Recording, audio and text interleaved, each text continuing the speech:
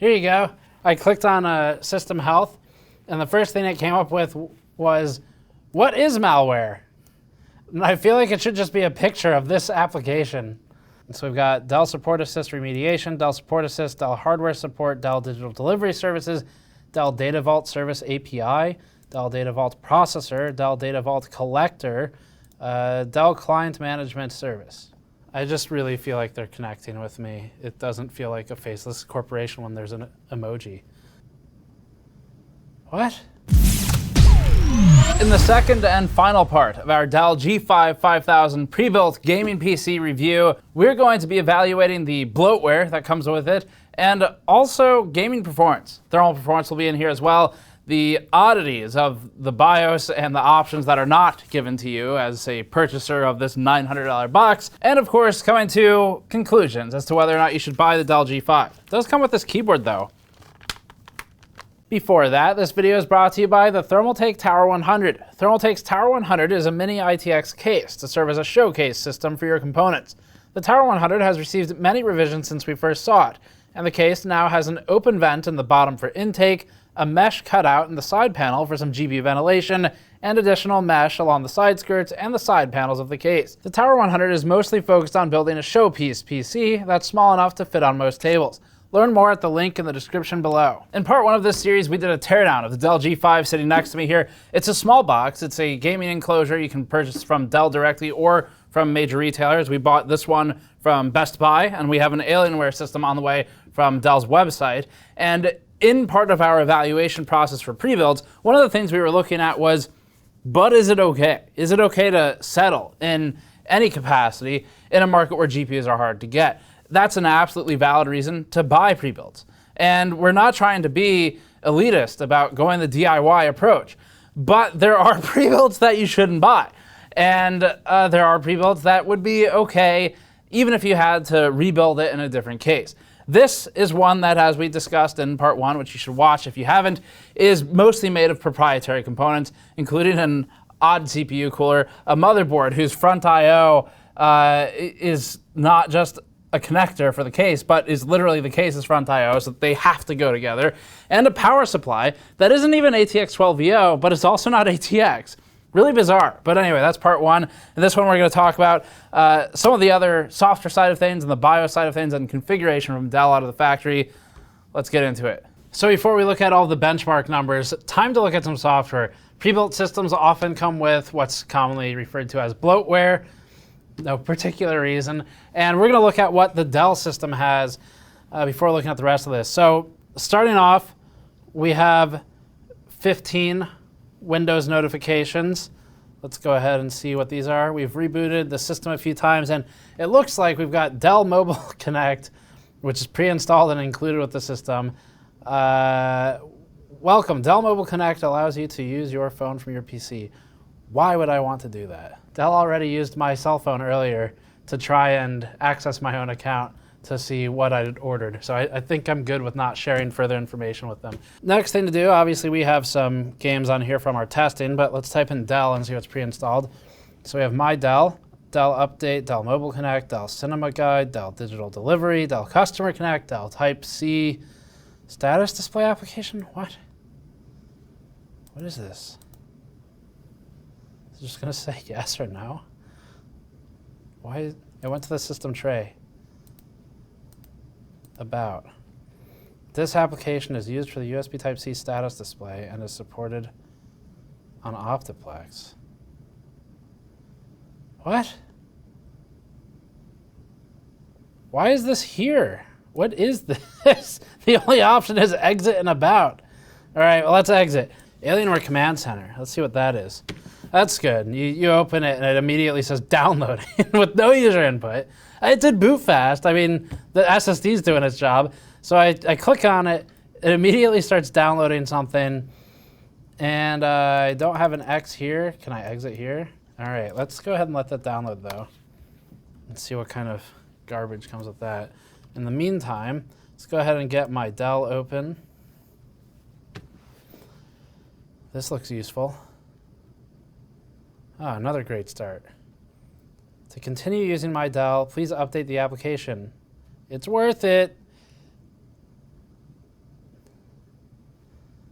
I just really feel like they're connecting with me. It doesn't feel like a faceless corporation when there's an emoji. What happens if I say no? Stop using emojis! Stop it! You must update to continue using this app. In the meantime, how many Dell applications do I have? The writhing corpse of bloatware, I guess, is alive and well at this point. I haven't really seen antivirus software in a while. So is it actually installed? Oh God. I see it's working as well as it always has. So if there's any question about where's the value in this computer, it comes with 14, at least, control panels and applications right there, ready to use when you turn it on. Good. Looks good. What I'm going to do next is open up Windows Task Scheduler and see what we have hiding in here. Dell Support Assist Agent Auto Update. Triggers every Saturday, every week at 7:44 p.m. That's odd. McAfee remediation. Repeat every, I don't know, is that day? Indefinitely. McAfee logon. Oh, got some audio crap in here. Okay, and most of these are NVIDIA and Microsoft. So some antivirus stuff and Dell stuff. 8 Dell services that are all running. Excellent. All running in the background. So we've got Dell Support Assist Remediation, Dell Support Assist, Dell Hardware Support, Dell Digital Delivery Services, Dell Data Vault Service API, Dell Data Vault Processor, Dell Data Vault Collector, Dell Client Management Service. We also have running 2, 3, 4, 5, 6, 7 McAfee services, Web Advisor, Validation Controller, PEF, Module Core Service, Firewall Service are all present, and a couple of others. There's so much garbage on this computer. Okay, with everything open, let's click through it all. So, McAfee, we've seen that before. Dell Update Package. It's a notice that there's an update for Alienware Command Center, which was a self-updating application that immediately started downloading things as soon as we opened it without a prompt. This is already behaving like malware, but it's got another update notification for it. So there's what else is on here? Killer Network, whatever. An advertisement for Dropbox that was paid. How would you rate your experience with the G5 5000?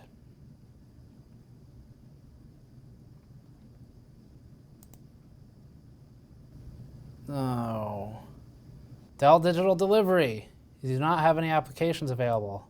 Dell Mobile Connect, a wireless PC smartphone integration for iOS and Android. You can get notifications, so now you can know that you need Dell Mobile Connect from your phone and from Windows. Dell Update, so this is for basically their drivers page. By the way, the driver page for this thing has AMD drivers on it, even though there's no AMD parts in this particular system, and they're marked as urgent, so that's kind of not great. And then finally, Dell, My Dell, one-stop shop for everything related to your G series. Learn about your device, setup software, and Dell settings. Here you go. I clicked on System Health, and the first thing it came up with was, what is malware? And I feel like it should just be a picture of this application. How do I know if my computer is infected?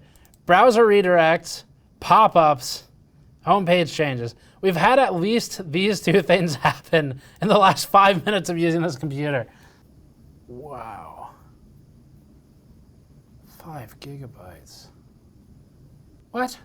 What is the GPU doing? What is that?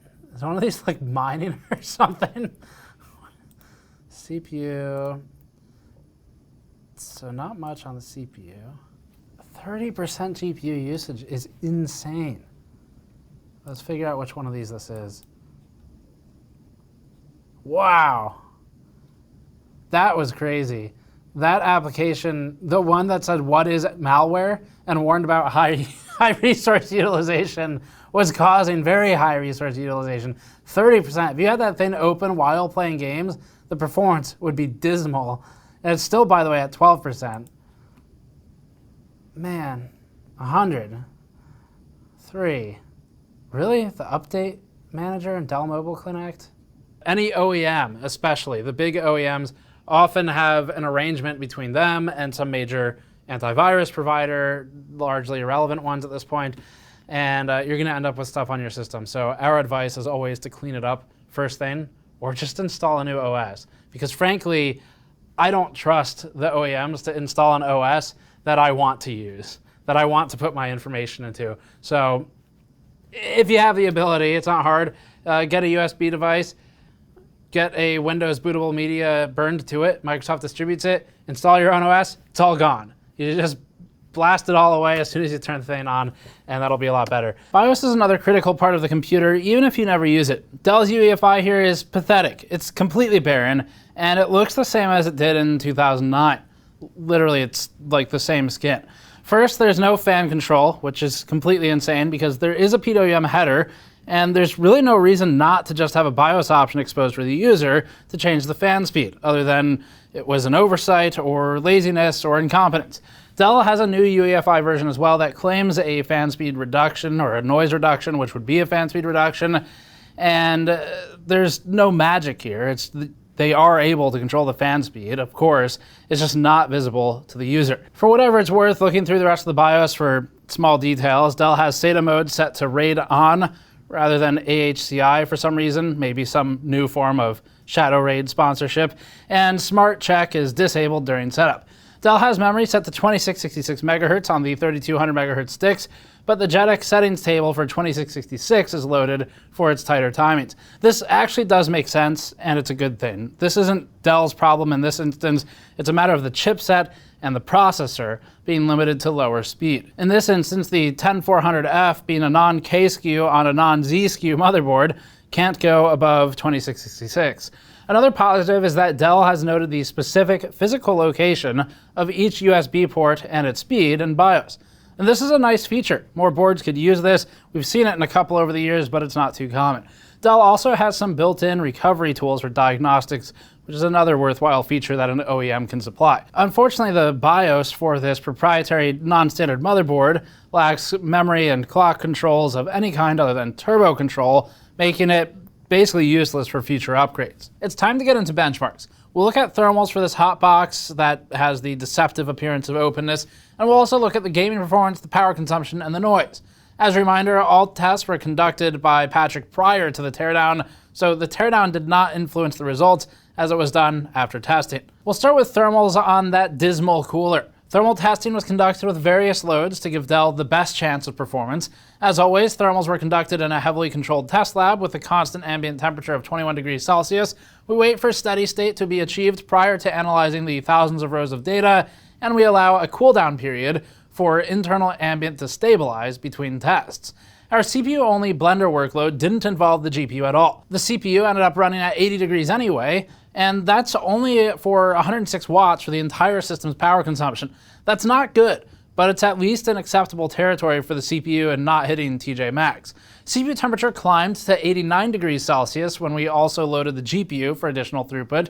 The CPU isn't pulling more power here, it's actually the same as before, and so this means that the extra 10 degrees hike that we saw was caused by the GPU heating up the air inside of the case, and since there's nowhere for that hot air to go except right over the CPU, we end up with both parts directly influencing each other's temperatures.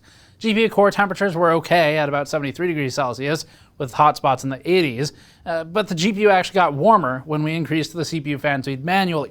Again, we had to do this with an external solution because Dell decided that fan control is too much power for one user to have, and that GPU temperature increase is now easy to explain. The CPU is now dumping its hot air partially into the backside of the PCB for the GPU, and ultimately into the GPU cooler. It also changes the pressure dynamic between the rear exhaust fan and the CPU fan. Temperature isn't in a runaway thermal scenario, but it has no business being this high for parts this low power consumption. Dell could fix most of this with a better case, sadly, so more expensive parts wouldn't even be needed. Just less plastic on the front of the case, or a 120mm intake fan instead of the 80mm exhaust fan. That doesn't even really move the BOM of this system. VRM thermals are next. The board actually did okay here. Without the heatsink that Dell only includes on higher power models, we can thank this power-limited CPU for reasonable VRM thermals and the downdraft cooler. The Mosfets measured didn't exceed 70 degrees Celsius in testing, although equating the CPU cooler fan noise to that of a shrieking banshee did reduce the VRM MOS temperature to 62 degrees Celsius. That's expected of a downdraft CPU cooler. Dell gets away with a lack of a VRM heatsink in this one. You're far more likely to have one of their myriad other questionable components fail prior to a MOSFET anyway, so it's actually doing fine here. Power consumption for the Dell system was about where we'd expect, given that the components are already well documented in our reviews. Running only Blender to load the CPU, we measured about 133 watts immediately, or 106 after the usual Tau window, where it expires. Rainbow Six Siege as a gaming workload pulled about 190 watts with the GPU benchmark settings, or 165 watts for total system power with the CPU benchmark settings. Testing with a Torture workload, we saw a peak power consumption of 240 watts with Blender and Furmark on the GPU, or 210 watts after Tau. Small fans mean whiny and loud fans that attempt to move equivalent air to a larger fan except through a smaller hole, which means more noise. Noise is taken at a 20-inch distance in a room with a noise floor of about 26 dB. This is similar to a quiet suburban house without any fans, AC, or street noise in the background. The Dell system has its own noise floor in this environment of about 32 decibels. We ran at idle for the first 120 seconds, and then we began a CPU and GPU workload similar to an intensive gaming scenario. There wasn't much hysteresis in the fan ramp, with the CPU and GPU fans immediately spurring to about 34 decibels on our measurement, and then dropping to 33, then climbing over a span of 170 seconds to the maximum fan noise that the system will ever hit. The noise is limited to peaks of about 40 decibels and has an ebb and flow pattern that occasionally cycles it down to 37 decibels or so in our environment, with an average around 38. As a reminder, these numbers aren't universally applicable. It depends on the test scenario that they're in. The important part with this chart isn't necessarily the hard number, it's the change. The problem with ramp up and down like this is that it's more noticeable than just a constant hum. This is louder than the system should be also, given its $900 price tag and its low TDP components, but it's not the worst we've heard. Dell's new BIOS would actually reduce this fan curve further, but we'd advise against installing it if for that reason alone, because you'll completely sacrifice the thermals, and they're already barely hanging on. Dell drops the ball hard with the CPU cooler. The cooler is capable of spinning up to 4,700 RPM, but Dell only ever uses 2,000 RPM of the capacity. We'd at least like to see a more intelligent profile instead of just hard limiting at 2,000 RPM, and even worse with the newer BIOS. The fan RPM, in fact, stays at just 1,000 on this tiny 80mm cooler all the way until 70 degrees Celsius, and that's for the CPU cooler. It then ramps to 1,500 RPM by 83 degrees, so we've got 1,000 RPM for the first 70 C of our cycle, and then the next 13, it jumps 50%, and eventually it jumps to 2,000 RPM at and beyond 90 degrees Celsius. We even externally and artificially heated the CPU with a heat gun at this point to see if the cooler would ever go into a Hail Mary mode and max the fan, but it didn't budge. The curve should be programmed to ramp really hard when it gets into dangerous thermal territory. Otherwise, the user risks damage to the system as it ages and gets dusty, or in the best case, loses performance from throttling. There's no compensation here. These numbers were taken with an external tachometer since Dell doesn't report the fan RPM for some profane reason, but without any compensation for those high thermal runaway scenarios, the system is just built in a way which is irresponsible and will leave users with something that is throttling without them knowing, or as it ages, risks maybe dying sooner from something like a lower temperature rated capacitor failing. Gaming benchmarks are next. We use a mix of games from our standardized CPU and GPU review suites, so that allows us to make some comparisons between this system and a well-built test system if we needed to.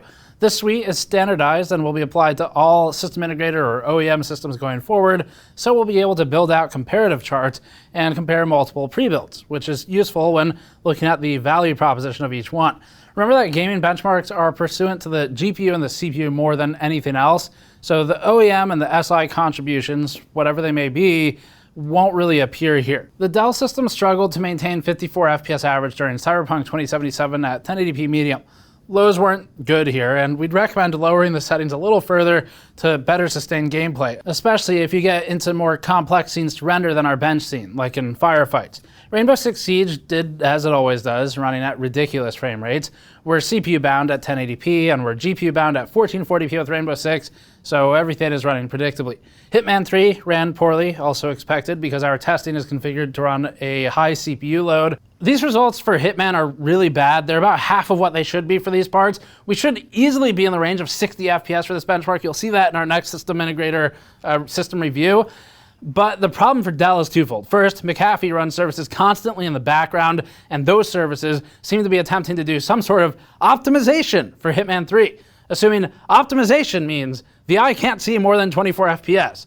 They're doing a good job in that instance. Secondly, Dell's 4 chips on its single DIMM mean limitations of performance, and a single DIMM means limitations of performance as well, because we're not able to run the 2 channels that the board is capable of running, and the CPU is capable of running. So the memory is actually coming into play here, and it is a problem. It's not just capacity, it's performance, and it's wasted clock cycles on background processes that chew away at the capacity. So Dell here for Hitman 3 is running abysmally compared to where it should be. Red Dead 2 ran at about 54 FPS average with our GPU settings. Overall, it's doing okay, but it's not a good value. Nor is it well built with functionally proprietary parts. But for whatever it's worth, the Intel CPU and the NVIDIA GPU are working basically as expected. It's just that Dell put them in a computer. Finally, let's look at the bloatware benchmarks. With Dell's bloated software in use, we saw a 15% reduction in average FPS in Cyberpunk to 46 from 54, which is a massive fall off in performance. Ironically, the pop-up application that warns about pop-ups and high resource utilization was the highest resource drain here. The Rainbow Six Siege 1080p results also fell hard, a 12% reduction in average FPS from Dell's utilities in the background. We saw a similar reduction in Hitman 3 with a little change in Red Dead and 1440p Rainbow Six, but some of that just happens to be when the applications were doing things versus when they were briefly dormant. For instance, while testing Cyberpunk, we had one bench pass that cratered to 6 FPS for the 0.1% lows, not shown here, meaning that we had a hard, visible stutter, actually set of stutters, during gameplay as a result of Dell's software. This is a tangible impact to the gaming experience and functionally renders the game unplayable. And for no reason. These parts can play it, but not with that software doing weird stuff in the background. That'll pretty much wrap the series at this point. We're not sure what to do with this computer right now, but there are good options out there for people who do want to buy a pre-built. We haven't found them yet, but I'm sure they exist. We're working on it though. Our goal with this series of pre-built looks is to do an in-depth set of tests and disassembly analysis, look at the support for several major OEMs and SIs or system integrators to try and finally find one that gets it right. And in this instance, Dell does not get it right. But again, like we said in part 1, you could buy something like CyberPower, iPower, whatever, and even if the configuration isn't correct, these are things that most people can fix, especially if it's something like BIOS. A layperson user could look that up and figure out how to resolve it. And if you just want to buy video cards in the form of a whole computer, because they're difficult to get otherwise, that's fine too, but this isn't the way to do it. Because you end up with a bunch of parts that you're gonna have trouble reselling and you're gonna have trouble repurposing for your own uses. So we see no value in the Dell G5 5000. Other pre-builts would be better. And even if you step down a leg in the tiering for the CPU or the GPU or something, it would be worth it, because with this, especially if you buy it from Dell's website, you're just paying to get ripped off. And it's not a good customer experience. It is not a good hardware assembly, and it has really no value going forward. So that's it for this one. This is functionally e-waste. We will find something to do with it. Don't know what yet, but we can definitely find a use for it. We just wouldn't buy another one, and we wouldn't recommend you buy it either. That's it for this one. Thanks for watching. As always, you can subscribe for more. Go to store.gamersnexus.net if you'd like to grab one of our new mouse pads to help out with doing content like this, where we're brutally honest about what we think. Very unique, high-quality designs on store.gamersnexus.net, and you get something in return while helping us. Or you can go to patreon.com/gamersnexus for behind-the-scenes videos, and we'll see you all next time.